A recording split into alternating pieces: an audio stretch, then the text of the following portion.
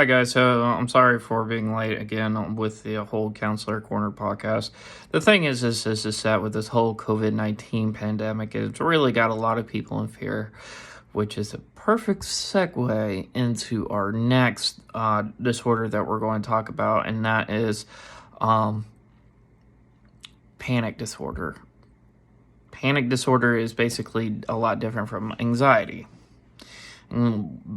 The key difference is one is based out of fear, the other one is based out of worry. Now, a lot of these are very, very similar, but it's also understanding of what's going on, heart tension, like it feels like it's like you're feeling like you're having a heart attack, sweaty hands, fast speech, and everything else.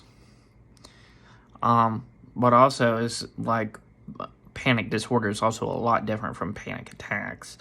If panic attacks can't continue as, like, a lot of people have panic attacks, but it's not enough to just to treat. Like, a lot of times there's a lot of things what you got to notice for a panic, because a lot of times people are fear like they're going to die. It is a common disorder, but it's also pretty easy and manageable to treat. Basically, you treat a lot of the symptoms of such if you can just understand like some of the triggers of the panic attack. A lot of it is actually caffeine. Reducing caffeine intake, also reducing going to see a doctor to see about thyroid problems and stuff like that. That is actually, there's just a thyroid gland that actually is released in a kind of, that's why we kind of ask do you have a primary physician or a general practitioner, because they can do that. Another thing is doing like muscle relaxation techniques also, because most panic attacks happens roughly 20 to 30 minutes, sometimes longer, but a lot of people feel like they're going to die. And it's getting them to understand that they're not going to die, this will pass. Getting them to say that 100 times can really be beneficial in the long run. One thing is to know is that a lot of times panic attacks is actually very similar to like anxiety, but they're not, they are exclusive. Sometimes they can be what we call dual diagnosis. Sometimes they can be one and the same. Like, people can have both. Medication is always a route, but like most doctors want a therapist on hand. A person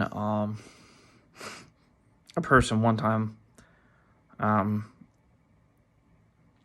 a person said they're only going to give out medication if they see a therapist. I don't know the reason why, but we just do it. Sometimes it's good just to do what you're told. A lot of time, but a lot of people respond. They get so worried and worked up with fear that every time I tell them, like I did this one time with a client, I said, before you respond, I want you to count to 3 before you respond. Or 3. Okay, let's count to 5 and 10.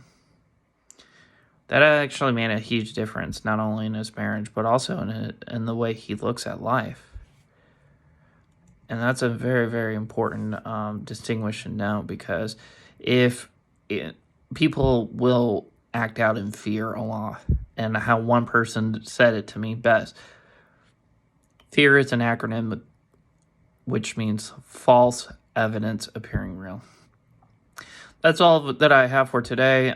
Panic disorder is very, very common, but it's not the most end of the world. disorder, and it's not like one of the most exciting disorder to treat, but it's very, very cool that I get to see that firsthand. If you guys have any questions, please feel free to comment below. But still tune into these. I'm still doing it. Still trying to do the madness of life and everything else. Yeah. Anyway, I'll talk to you guys later. Happy Easter. Bye.